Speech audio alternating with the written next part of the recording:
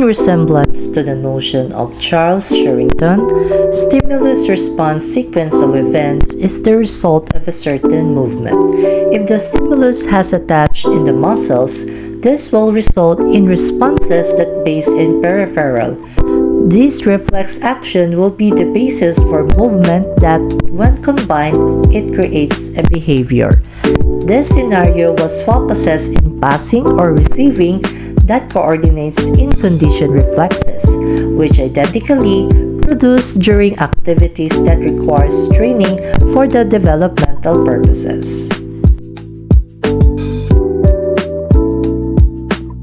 This theory analyzes how movement behavior changes and how learning occurs given the complexity of movement. Movement behavior is the result of complex interaction between many different subsystems such as the body, the task at hand, and also the environment. In other words, instructions are influenced by both environment and the interaction between the body, limbs, and nervous system.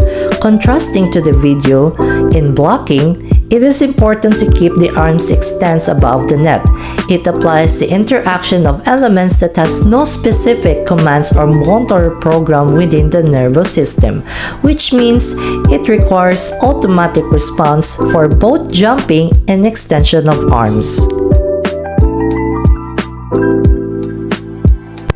This theory aims to simplify the description and thus improve the comprehensibility of complexity by taking advantage of near decomposability. It uses a relatively small set of principles to keep track of the complex structure and the behavior of systems with multiple levels. In response of complex system, it is often hierarchically organized, which tends to be structured in layers or levels. Perfect setting requires ideal hand contact to the ball since it attempts to toss the ball to the spikers. During this enactment, skill acquisition has been formulated, wherein it accompanies physical changes that increases speed, accuracy, grace, and efficiency of performance that is also part of techniques and setting. The premise of this theory is for adaptive, flexible motor programs and generalized motor programs exist to control actions that have common characteristics. The brain can hierarchically organize and store motor programs for generating movement that has in case of the task with variety of a central motor pattern. This program is suitable when the environment is constant of the skill is closed or when the action is so fast that the athlete or performer has no time to act on any feedback.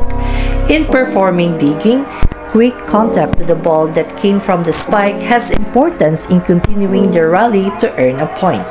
Thus, it has connection with the fast continuous movements in which it involves automatic control of gestures since it was prioritized in the systematic domain that has been called open loop control. This theory involves a system of interaction wherein the person, the task, and the environment can enable to influence motor behavior and learning. The interaction of the person with any given environment provides perceptual information used to control movement. The motivation to solve problems to accomplish a desired movement task goal facilitates learning. The environment makes available resources, opportunities, and information for action. This theory are consistent with microsystem, mesosystem, exosystem, macrosystem, and of course the chronosystem.